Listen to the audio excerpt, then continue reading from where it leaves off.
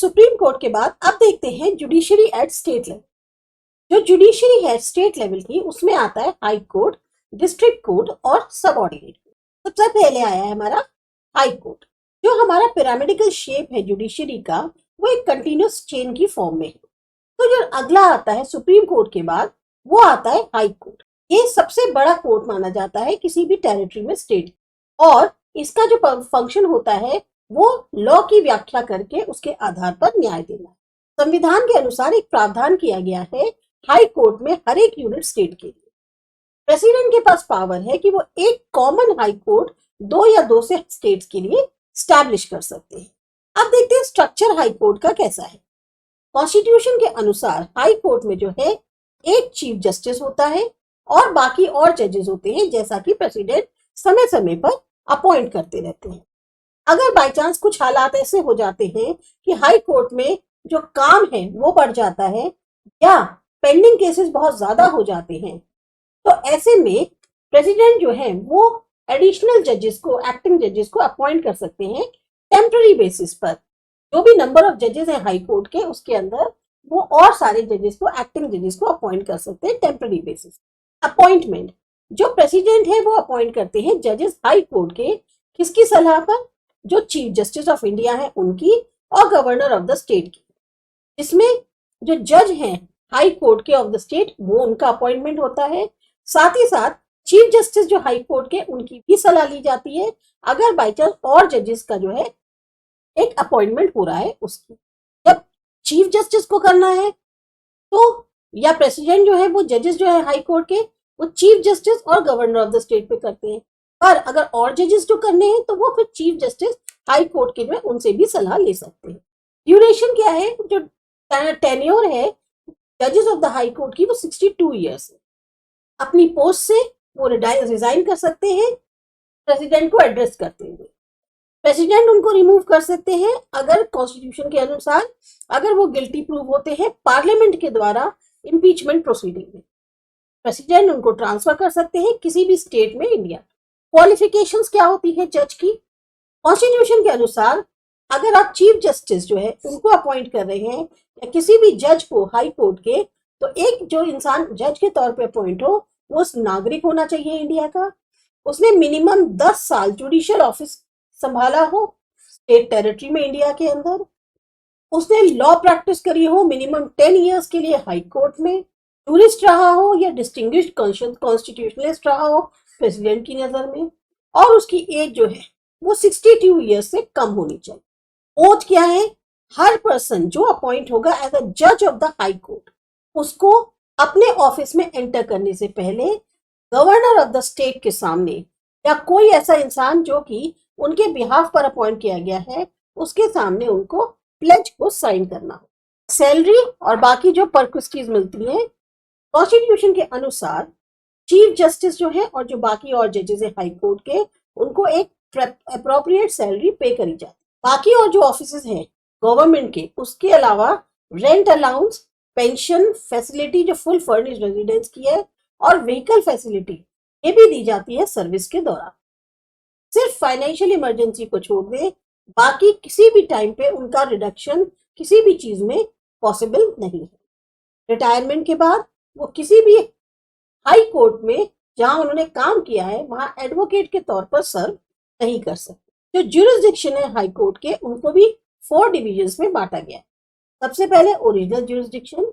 इसके अनुसार कॉन्स्टिट्यूशन के कोई भी फंडामेंटल राइट्स का जो सिटीजन्स की है उनका वायलेशन होता है तो हाई कोर्ट के पास पावर है कि वो इशू कर सके ऐसे ऑर्डर्स या डायरेक्शंस या रिट्स, जैसे हैबियस कॉर्पस या क्वो वारंटो, किसी भी पर्सन के खिलाफ, अथॉरिटी के या गवर्नमेंट के, अगर किसी के भी फंडामेंटल राइट्स जो है उनका वायलेशन हुआ है। एपीलेट ज्यूरिसडिक्शन, एक अपील जो है वो करी जा सकती है हाई कोर्ट में उन जजमेंट्स के खिलाफ जो कि उन कोर्ट्स के अगेंस्ट है जो हाई कोर्ट के ज्यूरिसडिक्शन के अंडर आते हैं उसी स्टेट की टेरिटरी में। इसको कहते हैं राइट टू अपील। अब इसके अनुसार क्या है?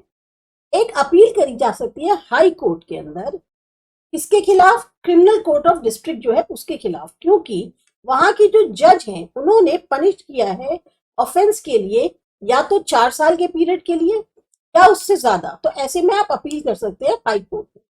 इसी तरीके से अपील करी जा सकती है हाई कोर्ट में जज के अगेंस्ट जो कि डिस्ट्रिक्ट सेशन कोर्ट के हैं, जहां उन्होंने जजमेंट दिया है कि उन्होंने एक्यूज को डेथ सेंटेंस दे दिया है, ये मानकर कि उसने जो है मर्डर का उसका चार्ज जो है वो है, और इसीलिए उन्होंने जो है उसको डेथ सेंटेंस दे दिया है। ऐसे में जो डिस्ट्रिक्ट सेशन कोर्ट के जज हैं उनके खिलाफ जो उन्होंने जजमेंट दिया है उसको जो है आप अपील कर सकते हैं। फिर आता है सुपरिंटेंडेंस ज्यूरिसडिक्शन।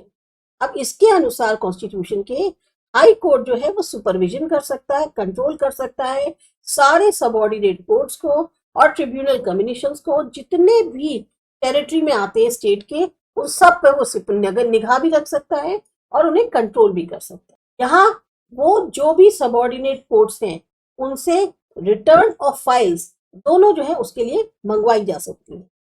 इशू कर सकते हैं जनरल रूल्स जुडिशियल प्रैक्टिस के लिए और प्रोसीडिंग्स के लिए सबऑर्डिनेट कोर्ट्स की। गाइडेंस प्रोवाइड करते हैं सबऑर्डिनेट कोर्ट्स को कि कैसे जो भी अकाउंट्स हैं या एंट्रीज हैं उनको मेंटेन करना है। अपॉइंट करते हैं एम्प्लॉयज को और ऑफिसर्स को सबऑर्डिनेट कोर्ट के, और एक स्टैंडर्ड जो है कोर्ट फीस का उसको फिक्स करते हैं। हाई कोर्ट के पास पावर नहीं है कि वो सुपरवाइज या कंट्रोल कर सके मिलिट्री कोर्ट्स या कमीशन। स्टेट गवर्नमेंट कंसल्टेशन में जो जज ऑफ द हाई कोर्ट के हैं उनसे कंसल्ट करके अपॉइंट करती है। जो जज होते हैं कोर्ट्स ऑफ डिस्ट्रिक्ट में उनको अपॉइंट करते हैं। अब पोजीशन देखते हैं हाई कोर्ट की। हाई कोर्ट जो है वो एक तरह से कनेक्टिंग रिंग माना जाता है अपने सबऑर्डिनेट कोर्ट्स को, मतलब जोड़ने वाली कड़ी है सबऑर्डिनेट कोर्ट्स को और सुप्रीम कोर्ट्स को। जैसे सुप्रीम कोर्ट का जो स्टेटस है, ये प्रेस्टीज है सेंट्रल लेवल पे, वही हाई कोर्ट की है स्टेट लेवल पे। तो कॉन्स्टिट्यूशन के प्रोविजन के अनुसार हाई कोर्ट जो स्टेट का है वो इंजॉय करता है status of court of records, जैसे सुप्रीम कोर्ट का। जजमेंट डिसीजन जो भी हाई कोर्ट के द्वारा दिए जाते हैं वो एक अप्रोप्रिएट और कोडिफाइड उसमें प्रॉपर फॉर्म में पब्लिश किए जाते हैं। फिर आते हैं सबऑर्डिनेट कोर्ट। जैसे हाई कोर्ट है सुप्रीम कोर्ट के सबऑर्डिनेट, ऐसे ही डिस्ट्रिक्ट और तालुका कोर्ट्स हाई कोर्ट जो है स्टेट्स के उनके सबऑर्डिनेट से, मतलब next in chain. Her state जो है वो डिवाइडेड है एडमिनिस्ट्रेटिव यूनिट में। डिस्ट्रिक्ट जिसमें जो है क्रिमिनल और सिविल कोर्ट्स आती हैं। अब देखते हैं डिस्ट्रिक्ट जज जो अपॉइंटमेंट है वो कैसे होता है। आर्टिकल 233 जो कॉन्स्टिट्यूशन का है उसके अनुसार जो इंसान डिस्ट्रिक्ट जज ऑफ की स्टेट चुना जाता है या प्रमोट किया जाता है उस प्लेस पर गवर्नर के द्वारा, वो होता है जब कंसल्टेशन किया जाता है हाई कोर्ट के जो भी क्या कहते हैं ज्यूरिसडिक्शन को एक्सरसाइज कर रहे हैं उनसे सलाह करके, स्टेट से संबंधित उससे सलाह करके तब जो है डिस्ट्रिक्ट जज को अपॉइंट किया जाता है। यानी कि जो डिस्ट्रिक्ट जज है किसी भी स्टेट के उनको अपॉइंट करा जाए या उनको प्रमोट किया जाए उस प्लेस पर गवर्नर के द्वारा, वो तभी होता है जब कंसल्टेशन होता है हाई कोर्ट के एक्सरसाइजिंग ज्यूरिसडिक्शन से जो उस स्टेट से संबंधित। क्वालिफिकेशन क्या है? एक इंसान डिस्ट्रिक्ट जज तब बन सकता है जब वो सिटीजन हो इंडिया का, उसने मिनिमम 7 years एक्सपीरियंस किया हो एज अ एडवोकेट या वकील। जो ट्रांसफर है डिस्ट्रिक्ट जज का या उनका जो प्रमोशन है वो किस तरह से होता है, उन रूल्स के आधार पर जो कि बनाए जाते हैं जब हाई कोर्ट से सलाह ले ली जाती है। उसके बाद जो रूल्स बनाए जाते हैं उसके बेसिस पर डिस्ट्रिक्ट जज का ट्रांसफर होता है या प्रमोशन होता है। या जो अपॉइंटमेंट होता है और जजेस का वो भी उन्हीं रूल्स के बाद होता है जो कि फ्रेम करे जाते हैं जब स्टेट पब्लिक सर्विस कमीशन और हाई कोर्ट से सलाह ली जाती है। उनसे सलाह के बाद जो रूल्स बनते हैं उसके बेसिस पर ही अपॉइंटमेंट होता है और जजेस का। फिर आते हैं सिविल कोर्ट्स पर। जो सिविल जज हैं यानी सीनियर जज, उनके पास पावर होती है कि वो जो है एग्जीक्यूटिंग, मतलब एक 5 लाख रुपए तक का केस जो है उसको कर सकते हैं, चाहे वो फॉर हो या अगेंस्ट हो गवर्नमेंट के, या ऐसे केसेस जो रिलेटेड टू डाइवोर्स हो या केस रिलेटेड टू जो जमीन के एक्विजिशन यानी जमीन के झगड़े से संबंधित हो, कंपनसेशन से संबंधित हो। सिविल जज के पास पावर होती है कि वो जो है केस ले सकते हैं 5 लाख रुपए तक के, उनके केस की सुनवाई कर सकते हैं चाहे वो फॉर या अगेंस्ट गवर्नमेंट हो। क्रिमिनल कोर्ट में सेक्शन 6 जो क्रिमिनल प्रोसीजर कोड का है उसके अनुसार क्लासिफिकेशन किया गया है क्रिमिनल कोड का। Session code judicial magistrate first class, metropolitan magistrate court के तौर पे। सेशंस जज जो हैं सेशन कोर्ट के अंदर, उनके साथ साथ एडिशनल और असिस्टेंट सेशन जजेस जो हैं वो भी अपॉइंट किए जाते हैं, जो कि डिसीजन दे सकते हैं पनिशमेंट, डेथ का, इम्प्रिजनमेंट का लाइफ का, या 10 साल से ज्यादा की सजा का। अब हर घर पे जो है न्याय मिले, मतलब हर घर को न्याय मिले, ऐसे में एडिशनल डिस्ट्रिक्ट कोर्ट जो है उनको भी स्टैब्लिश किया गया है, जो कि डिस्ट्रिक्ट कोर्ट के कंट्रोल के अंडर आते हैं। जो जुडिशियल मजिस्ट्रेट फर्स्ट क्लास है, उनके पास पावर होती है पनिश करने की, लगभग 3 साल की सजा दे सकते हैं या 10,000 रुपए तक का जुर्माना। इसके अलावा जो सिटी सिविल और सेशन कोर्ट्स हैं या छोटे छोटे कॉज कोर्ट्स होते हैं, उनका भी एक तरह से गठन किया गया है। लेबर कोर्ट्स लेबर के डिस्प्यूट्स को सॉल्व करते हैं। जो सिटी सिविल कोर्ट है या छोटे छोटे कॉज वाले कोर्ट्स हैं, उनको स्टैब्लिश किया गया है मेट्रोपॉलिटन सिटीज, जो कि एक तरह से सिविल केसेस को देखते हैं। इस समय ऐसे कोर्ट्स जो बड़े शहरों में हैं, मुंबई, कोलकाता, चेन्नई, अहमदाबाद, वहां पर स्पेशल कोर्ट्स जो है उनको भी चलाया जाता है, इंस्टीट्यूट किया जाता है लैंड रेवेन्यू के केसेस को सुनने के लिए। कुछ खास ट्रिब्यूनल्स जो हैं उनका गठन किया गया है, जैसे मोटर एक्सीडेंट ट्रिब्यूनल है, डेब्ट रिकवरी ट्रिब्यूनल्स हैं, कंज्यूमर डिस्प्यूट रेजोल्यूशन फोरम है। ये सब भी बहुत इंपॉर्टेंट रोल प्ले करते हैं और एक तरह से उन केसेस की सुनवाई करते हैं जिससे खास तौर से कंज्यूमर्स को नुकसान हुआ है। फिर आता है कंज्यूमर प्रोटेक्शन एक्ट। ये एक्ट जो है फ्रेम किया गया है इस ऑब्जेक्टिव से कि पनिशमेंट दिया जाए तेजी से, खास तौर से एक तेज प्रक्रिया से पनिशमेंट दिया जाए उन ट्रेडर्स के खिलाफ जो कि अपने ग्राहकों को चीट करते हैं, उनका जबरदस्ती कॉन्फिडेंस हासिल करके एक फॉल्स रिप्रेजेंटेशन उनके सामने रख के, और साथ ही साथ लीगल सिस्टम जो है को प्रोवाइड करने के लिए जो भी नुकसान हुआ है, कंपनसेशन जो हुआ है, उसको पे करे कंज्यूमर्स को जो कि डैमेज का शिकार।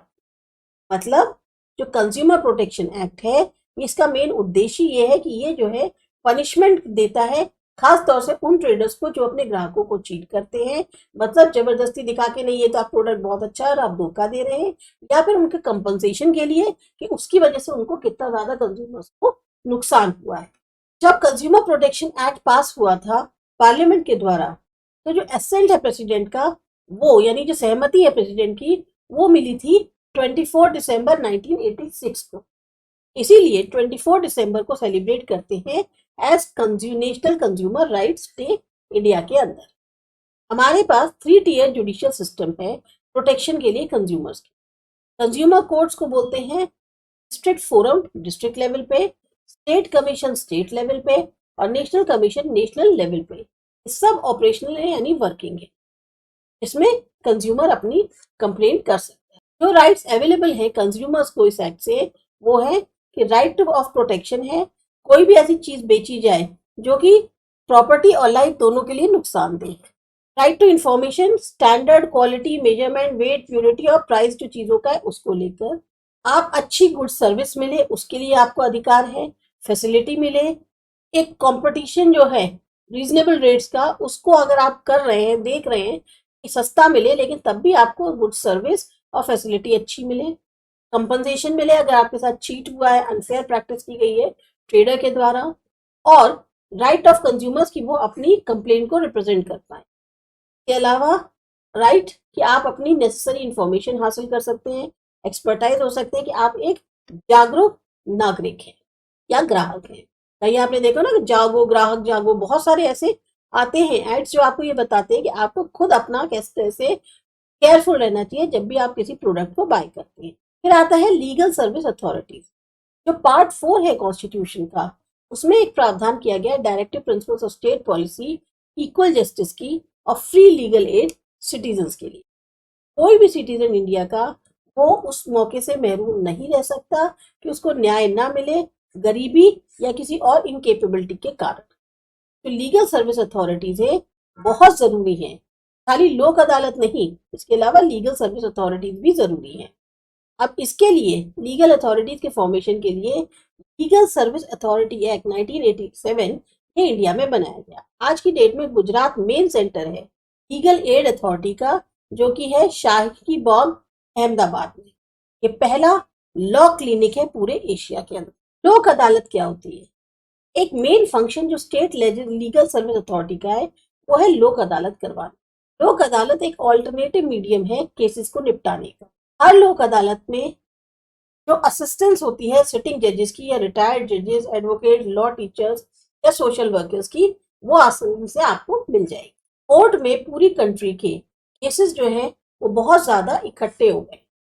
ऐसे में बहुत मुश्किल हो जाता है कोई रास्ता निकालना कि भाई किसी तरीके से केस को निपटाया जाए एक्सप्लेनेशन और स्किल की मदद से, बिना किसी खर्चे या डिले के। तो लोक अदालत एक ऐसा माध्यम है जहां पार्टीज अपने डिफरेंस ऑफ ओपिनियन भूल जाती हैं और कॉम्प्रोमाइज करती हैं जो भी सिटिंग और रिटायर्ड जज हैं, एडवोकेट्स हैं या सोशल वर्कर्स हैं, उनकी हेल्प से। जो स्लोगन है लोक अदालत का है वो नन्स विक्ट्री नन्स डिफीट, ना किसी की हार ना किसी की। जो ऑर्डर्स है लोकसभा के वो भी उतनी ही महत्वता रखते हैं जितने बाकी और कोर्ट्स के ऑर्डर्स। नतीजा, एक स्टेचुरी प्रोविजन जो है वो क्या है, जो ऑर्डर्स देता है कि केसेस को निपटाया जाए लोक अदालत में। मतलब ये कि कह सकते हैं आप जो ऑर्डर्स हैं, खास तौर से जो केसेस चल रहे हैं लोक अदालत में उनको डिस्पोज करने के लिए आप किसके माध्यम से, कोर्ट के माध्यम से उनको एग्जीक्यूट कर सकते हैं। नेशनल लीगल सर्विस अथॉरिटी जो है जोर देती है परमानेंट लोक अदालत के एस्टेब्लिशमेंट के लिए हर डिस्ट्रिक्ट के अंदर। नतीजा कि कुछ डिस्ट्रिक्ट्स में कुछ स्टेट्स की लोक अदालत फंक्शन कर रही है। कुछ डिस्ट्रिक्ट्स हैं स्टेट ऑफ गुजरात में जहां परमानेंट लोक अदालत स्टैब्लिश कर दी गई। कुछ फंक्शंस हर 15 दिन के बाद, महीने में या वंस इन अ मंथ जो है वो काम करती है। ऐसी भी लोक अदालत है। लोक अदालत के पास पावर होती है कि वो सिर्फ उन केसेस को सुन सकती है जिसमें कॉम्प्रोमाइज खास तौर से लॉस के साथ जो है वो पॉसिबल। लोक अदालत में जजेस जो है वो जज के तौर पे नहीं बैठते, एडवोकेट्स एडवोकेट के तौर पर नहीं आते, ना इनकी कोई फिक्स प्रोसीडिंग्स है। एक बातचीत होती है पार्टीज में इनफॉर्मली, और जो भी डिफरेंस ओपिनियन है उसको कम करते हुए एक कॉम्प्रोमाइज पर पहुंचा जाता है जो कि दोनों ही पार्टीज को एक्सेप्टेड हो। ये एक्सपेरिमेंट काफी सफल है इंडिया के अंदर। पहली बार जो एक्सपेरिमेंट था लोक अदालत का वो हुआ था गुजरात स्टेट में। जो कॉन्सेप्ट है लोक अदालत का, तो जो कॉन्सेप्ट है लोक अदालत का, सबसे पहले उसकी शुरुआत हुई थी आश्रम जो सर्वोदय का वर्कर है श्री हरि वल्लभ पारेख रंगपुर में, वहां से जो है इसकी शुरुआत हुई थी। इसका सही मायने में जो इनिशिएशन था वो तब हुआ जब 14/2/1982 में ऊना जो जूनागढ़ डिस्ट्रिक्ट में है वहां से इसकी सही मायने में शुरुआत। फिर फाइनली आता है हमारा वुमेन्स कोर्ट। वुमेन कोर्ट जो है एक अगेन इनफॉर्मल स्ट्रक्चर है जो कि गुजरात स्टेट वुमेन कमीशन के द्वारा चलाया जाता है। और वुमेन सामक है ये एक तरह से, ताकि वुमेन जो है सोसाइटी की वो ज्वाइन करें इस प्रोसेस में जस्टिस के, ताकि उनको एक न्यूट्रल तौर पे न्याय मिल सके वुमेन का वुमेन के द्वारा। ये एक बहुत ही इनफॉर्मल ऑल्टरनेटिव अरेंजमेंट है जस्टिस का कम समय में। गुजरात गवर्नमेंट ने काफी इनिशिएटिव लिए हैं इस वुमेन कोर्ट के, बाय वुमेन फॉर वुमेन, ताकि उनको जो भी उनके खुद अपने क्वेश्चंस है तालुका से संबंधित, उनको जो है एक हैप्पी डिस्पोजल मिल सके, मीन्स उनको न्याय मिल सके। और जो लेडीज है गांव की, बहुत ही अंदरूनी इलाकों की गांव की, उनको बहुत ज्यादा दूर ना जाना पड़े। आज की डेट में 144 विमेन कोर्ट्स फंक्शन कर रहे हैं गुजरात के। इन कोर्ट्स में जो प्रॉब्लम्स वुमेन से रिलेटेड है वो सॉल्व करी जाती है। इसके साथ साथ ऐसा लिटरेचर जिसमें इंफॉर्मेशन है, प्लानिंग और लीगल इंफॉर्मेशन, उसको डिस्ट्रीब्यूट किया जाता है उनके बीच में फ्री ऑफ कॉस्ट। जो स्टेट वुमेन कमीशन है उसने ऑर्गेनाइज करी है legal awareness camp district level पे, ताकि जो वुमेन है उनमें जागरूकता आ सके। जो स्ट्रक्चर है वुमेन कोर्ट का वो 3 लेयर्ड है, स्टेट लेवल, डिस्ट्रिक्ट लेवल और तालुका लेवल। तो ये जो है आपका चैप्टर, इसमें मेन जो वीडियो है इसमें हमने आपको बताया है जस्टिस या जुडिशरी एट स्टेट लेवल। तो आपको अगर समझ में आया, अच्छा लगा, सब्सक्राइब करिए। आसा एजुकेशन। मिलते हैं अगले चैप्टर में।